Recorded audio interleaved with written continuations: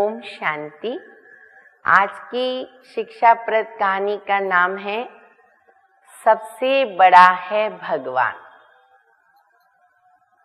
बहुत समय पहले की बात है। कहते हैं एक राजा बहुत दानी था। रेगुलर वो कई गरीबों को रोज दान दिया करता था। दान देने का समय भी उसका फिक्स था। जो भी व्यक्ति दान लेने आते थे उसमें विशेष दो व्यक्ति थे। एक का नाम था रामू और एक का नाम था श्यामू। रामू वृद्ध व्यक्ति थे और श्यामू जवान था। जब राजा दान करता था तो श्यामू दान लेने के बाद कहता था कि धन्यवाद राजा जी।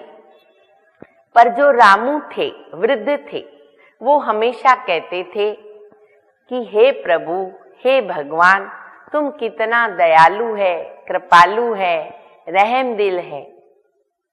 राजा को अच्छा नहीं लगता था। एक बार राजा ने रामू को कहा कि रामू, धन तो तुमको मैं देता हूं, भगवान तो नहीं देता है। अगर मैं तुमको धन न दूं तो तुमको कैसे मिलेगा? फिर भी रामू ने यही जवाब दिया कि जो कुछ भी हमें मिलता है ऊपर वाला भगवान ही देता है। अब राजा ने सोचा कि मैं इनकी परीक्षा लेता। एक दिन राजा ने इन दोनों को बुलाया दान लेने के लिए और उनको कहा कि दान लेने के बाद आप जिस मार्ग से रोज लौटते हो, आपको आज उस मार्ग से नहीं जाना है। ये जो पीछे का मार्ग है वहां से आपको जाना है।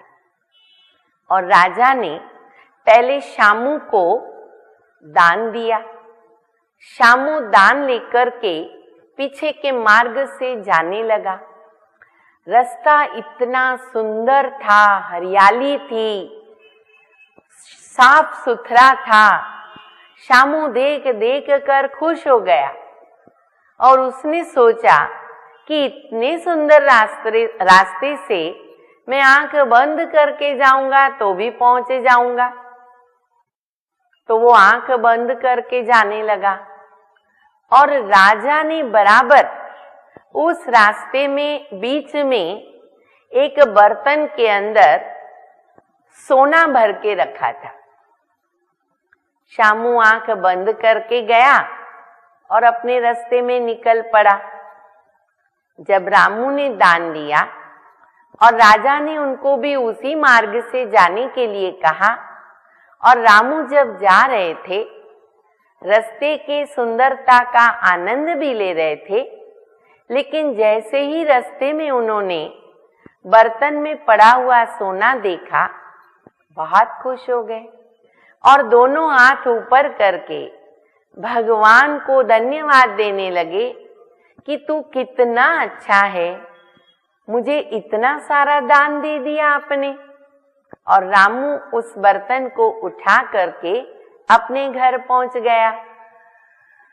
राजा ने इसकी रिजल्ट देखने के बाद फिर और एक परीक्षा लेने को सोचा।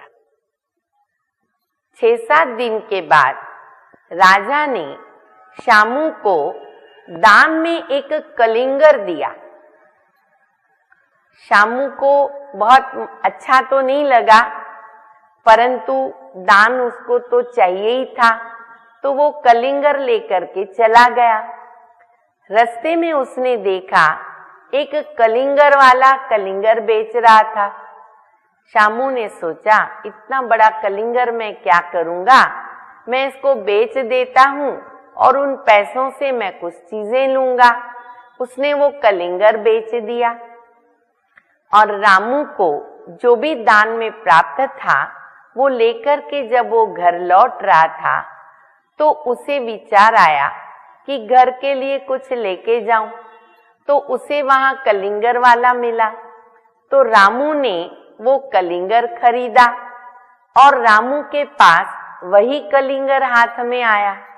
जब रामू ने घर में कलिंगर खाने के लिए उसको काटा तो अचानक उसने देखा कि कलिंगर के अंदर सोने की मुहरें भरी हुई है।